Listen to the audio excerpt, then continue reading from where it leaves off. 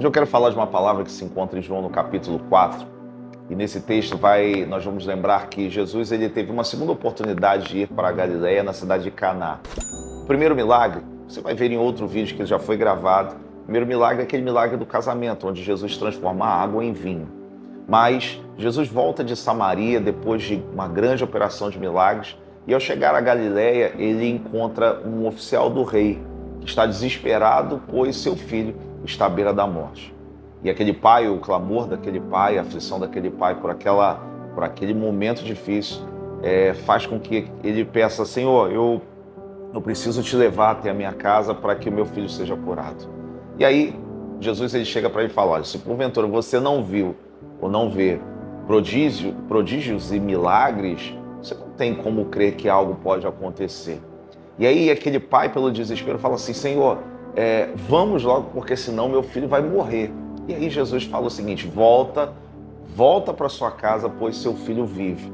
Olha que coisa, o conceito errado de fé faz com que achemos que Deus ele precisa fazer do jeito que a gente acha que tem que fazer.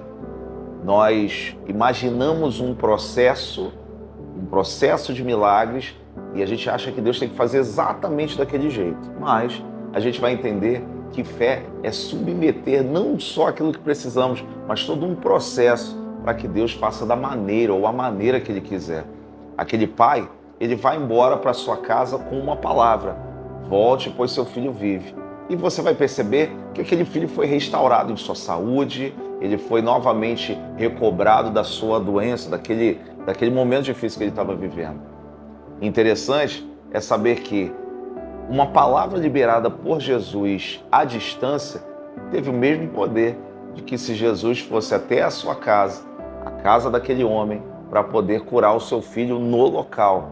E aí a gente percebe que se o Senhor vai fazer da forma que a gente pediu, ou se o Senhor vai fazer a maneira que Ele bem entende, não importa. A vontade de Deus ela é sempre boa, perfeita e agradável. Guarde que a vontade de Deus é sempre o melhor possível. Não há um cenário melhor ou mais poderoso para a sua vida do que aquilo que Deus realmente quer fazer e não aquilo que a gente acha que Ele deve fazer. Interessante que ao caminho, quando ele volta para Cafarnaum, aquele oficial do rei volta para Cafarnaum, os seus servos o encontram no caminho e falam: olha, o seu filho vive, ele foi restaurado em sua saúde. O pai pergunta para aqueles servos: a que horas que ele foi curado? E aí a informação dos servos é que o horário que ele foi curado foi exatamente o horário que a palavra foi liberada sobre a vida daquele pai.